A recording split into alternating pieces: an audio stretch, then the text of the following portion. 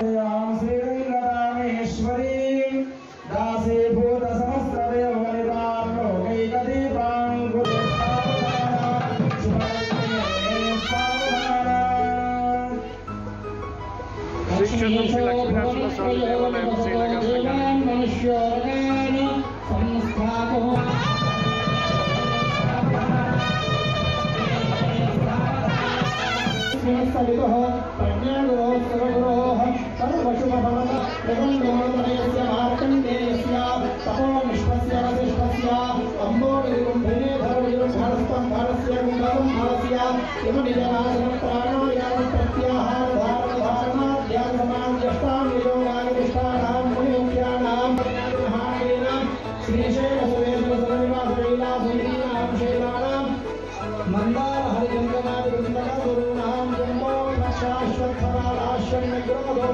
पुष्पादि वनस्पतीनां कमलकल्लारमल्लिका जातिका कदम्ब केसरी काञ्चनादि पुष्पजातीनां वज्रवैढो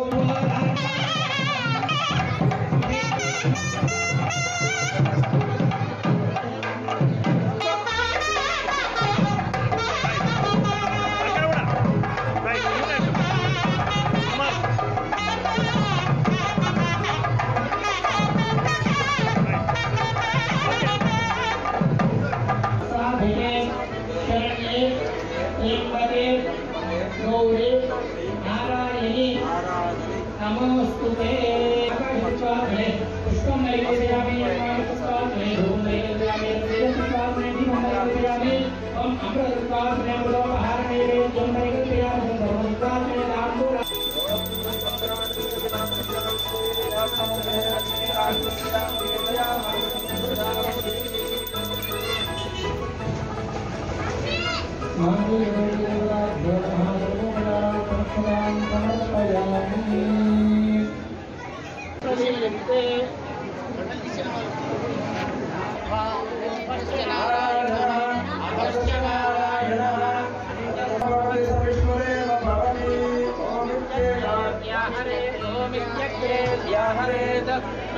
पश्चात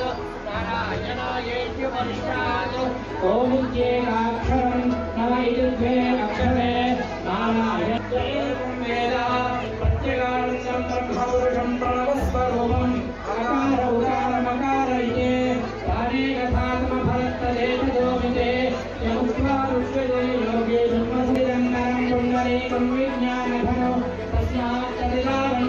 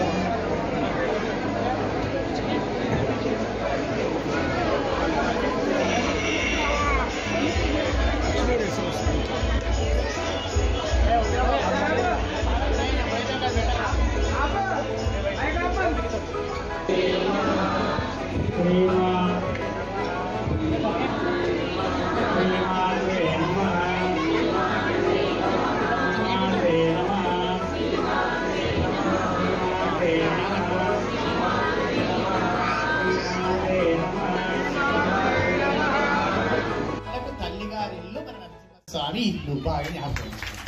కాబట్టి అంతటి ప్రేమ నరసింహస్వామి. నరసింహస్వామి అందరు అనగానే భయపడతారు.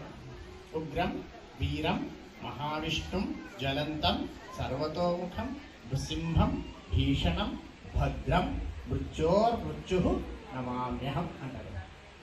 అన్ని అన్నారు కదా. ఉగ్రం అంటే బాగా వేగంగా ఉండేవాడు. వీరం వీరత్వాన్ని ప్రదర్శించేవాడు. మహావిష్ణు అంటే అంతగా వ్యాపించి ఉండేవాడు. జ్వలంతం సర్వతోముఖం అన్ని దిక్కుల ప్రకాశమానంగా వెలుగుతూ మంటలాగా వెలిగేటువంటి వాడు, ప్రకాశాన్ని అందించేటువంటి వాడు.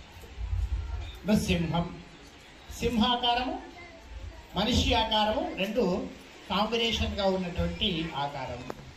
భీషణం భీషణం అంటే గంభీరంగా ఉండేటువంటి వాడు.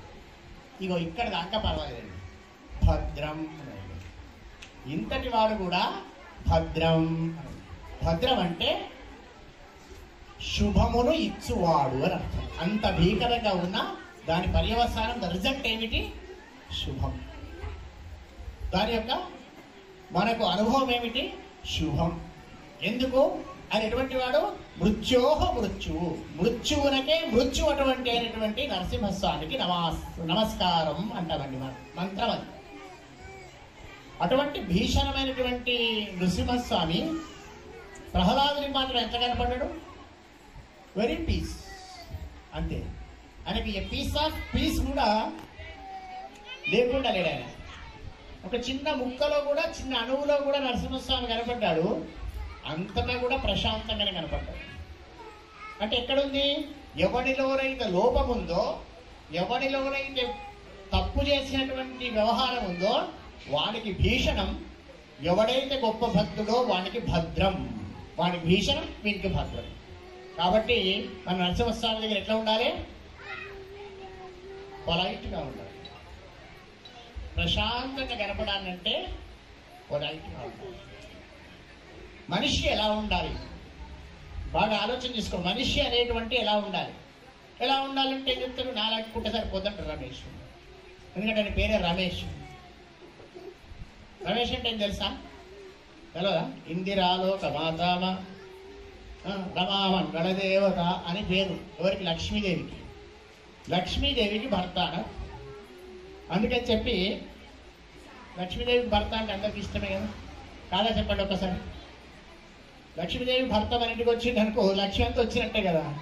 అందుకని పరమాత్మ ఏమనుకుంటారంటే నా లెక్క అందరు ఉంటారు అని దేవుడు అనుకుంటారండి. అందరు ఎట్లుంటే అందరు దేవుడు లేదు. అవునా? ఆలోచించి దేవుడు లక్షణం ఏమిటి? ఓపిక. ఇక్కడికి వచ్చి దండం పెడతారు. దండం పెడుతుంటే అందరూ ఒక రకమైన దండం పెడతారా? ఒకడు మా కొంప పెంచుమని దండం పెడతారు, మంది కొంప ముంచుమని దండం పెడతారు. అంటేగా ఈ ఇద్దరిని చూసి స్వామి అయ్యో పాపం పాపం అనుకుంటాడు, కానీ ఏమనడు. ఓపిక ఉంటుంది. ఒకడేమో కోపంతో ప్రదక్షిణాలు చేస్తాడు. ఎందుకంటే అయ్యగారికి పని లేదు, 33 ప్రదక్షిణాలు ఏక టైం లేదు, ఏమీ లేదు. చేయకపోతే ఏమైందో, చేస్తే ఏమైందో, చేస్తే ఏమైందో, చేయకపోతే ఏమైందో, ఇందులో ఇరికితిమి కొరికితిమి అనుకుంటూ ఆ 33 సార్లు దేవుడు తిట్టుకుంటూ తిరగడం ఉంటారు. అవునా? దాన్ని ఓర్చుకోవాలి. ఒకడు అగరబత్తీలు పెడతాడు పరమాత్మ దగ్గర, బాగా ఇష్టమని. ఆ అగరబత్తి చూసినప్పటి నుంచి తుమ్ములు వదిలేనంటే అగరబత్తి అయిపోయేదాకా తుమ్ములే వస్తుంటాయి మనకు. అటువంటి రోడ్డు పెట్టి వాడు ఇంటికి పోతాడు. ఇక స్వామి తుమ్మ అన్నా ఊకో అని చెప్పండి ఒకసారి. నైవేద్యం పెడతారు. పనికిరాని కుడక ముక్కలను తీసుకొచ్చి పెట్టి స్వామి దండం పెట్టి గజ్జిర పండు ఖరాబ్ అయినా, ఇంకా ఖరాబ్ అయితేనే ఏం చేయాలి? దేవుని దగ్గర వెళ్ళి దండం పెట్టి రాకు, పుణ్యం వస్తుంది అంటే. పుణ్యం వస్తా. కాబట్టి ఎటువంటి పదార్థం ఇచ్చినా మనస్సు ఉంటుంది. స్వామి ఇక్కడ వచ్చి ఏం దండం పెడతాం? ఐఎమ్ వెరీ ప్యూర్ అని దండం పెడతామని పెడతాం అనేది ఒకసారి ఆలోచన చేసుకోండి.